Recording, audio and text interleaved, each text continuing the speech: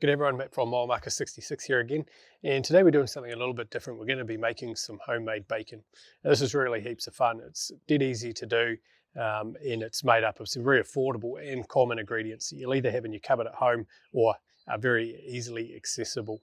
Homemade bacon is actually something I only started doing last year, and I was doing it as a lead into meat stock for the bacon category in the SCA competition there, and I don't know why I didn't start doing it earlier. It tastes great, it's easy to do. So let's go through how we set up making our homemade bacon. Right, the first thing you need is a slab of pork belly. You can see I've got a nice little one here. And I've already done this, but what you need to do is take the rind or that thin layer of skin off the top. And the best way to do that is just by using a sharp knife. It can be a bit fiddly, and you can actually see I've gone through the fat there where there's a thin fat layer. That's okay, but we do want to try and keep the fat on. We just need that rind off. And if you look at this pork belly here, it's still got the skin on, and you can see that thin layer of rind there, and that's what we're taking off. You don't need to be too precious about how good it looks because it is fiddly, but we do want to remove that. Now that we've got our pork belly ready, what we need to do is make up the brine or the cure that we're going to be using to cure our bacon. And it's very simple, and I will put the ingredients in the description below. But what I've got here is a half a cup of soft brown sugar and half a cup of sea salt. Now, if you're following this recipe, make sure you do use sea salt, because a half a cup of sea salt and a half a cup of table salt by weight are going to be two different levels there. So you're going to have a different result if you just use half a cup of table salt. So do use the half a cup of sea salt. Next, we've got a cup of maple syrup here.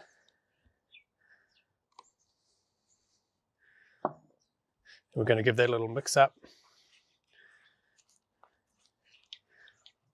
And the last ingredient I'm going to add here is some curing salt. And I'll talk about this shortly, but all we're going to put in is 1/4 teaspoon.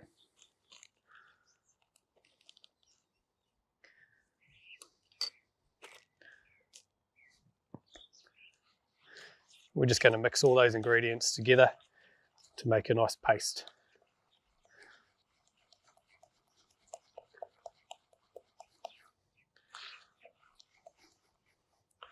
Now, in our cure here, the functional ingredient really is the salt. And what the salt does is it's going to draw moisture out of the meat, and it's going to dehydrate it.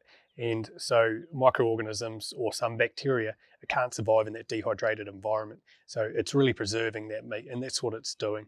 Now, your curing salt here, that has some additional nitrites, and what that does is it makes sure it gets those microorganisms or bacteria that aren't knocked off by the dehydration caused by the salt. We use this in very small volumes. There are two types of curing powder, or curing salt rather.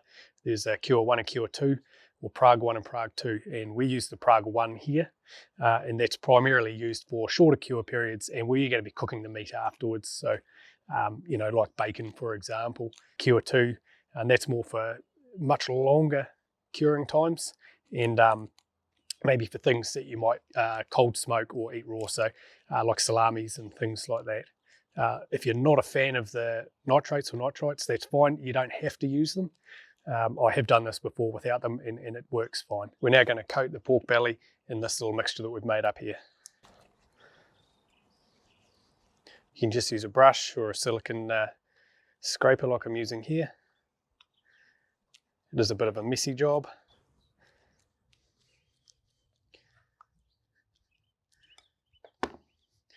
Turn it over and do the other side.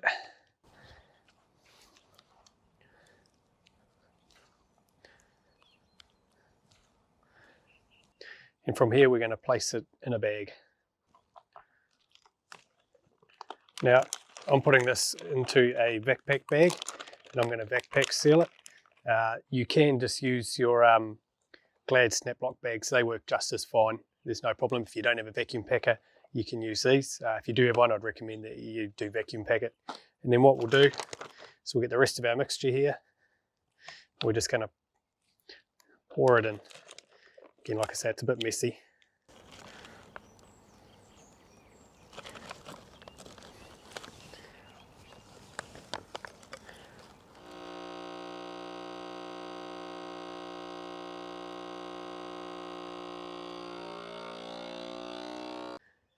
Now that we've got this bagged up, I'm just going to sit it in a foil tray. There obviously shouldn't be, it's backpacked, but just in case there's any leakage, this will pick it up. I'm going to put it in the fridge for 7 days, and once a day I'm going to go in and just turn it over. The liquid is probably going to sort of settle on the bottom half, so I'll just flip it over every day, and we'll come back in 7 days' time and see how she's looking.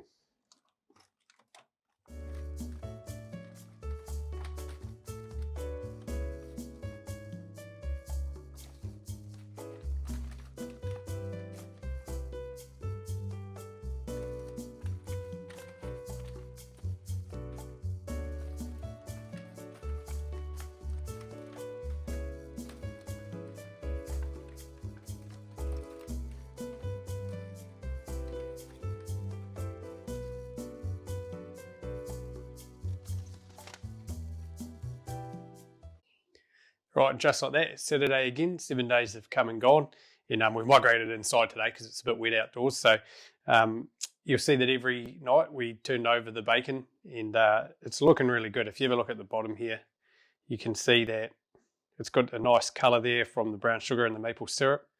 And you'll also notice it's a bit more rigid now, so it looks like it's cured up very nicely. It almost looks like it might have shrunk a little bit. It's looking quite small, but we're happy with that. What we're going to do now is we're going to get this bacon on the barbecue. So I've got the ProQ lit and ready to go, and we're going to run this up to around about 160 degrees Fahrenheit for an internal temperature, and then we're going to take it off and we'll slice it up. So let's get this thing on the barbecue. Today we're going to be doing our bacon on the ProQ, and I've got this thing set to 250 degrees Fahrenheit.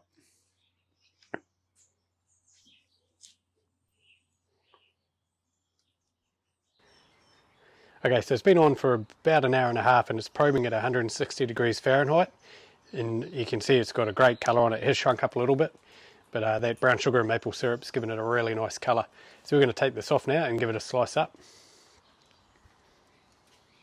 Now I know you guys can't smell this, but it really does smell amazing. So let's slice it up.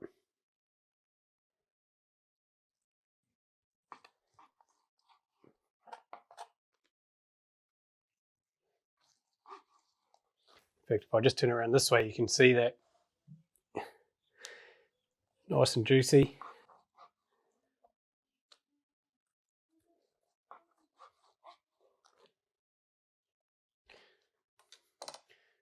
So look at that, nice beautiful bacon made from pork belly.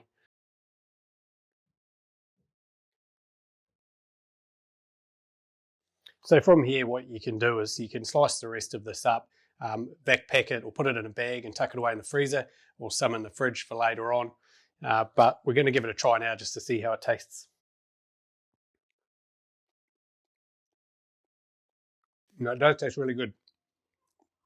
You can really taste that nice bacony taste, and it's got that nice salty and sweet contrast, the salt from the salt and the cure, but also the bit of sweet around the outside from the brown sugar and the maple syrup that we use. So it does taste really great. So there we go, some nice homemade bacon from pork belly. And like I said at the start, this is pretty simple, it's pretty straightforward. Most of the ingredients are pretty common that you've probably got at home anyway, and it's pretty cost effective. Pork belly doesn't cost a lot of money. So look, we hope you learned something today. Hopefully you can go away and give this a try yourselves. And as always, if you like the content, give us a subscribe so you can keep up with what we're doing, and enjoy.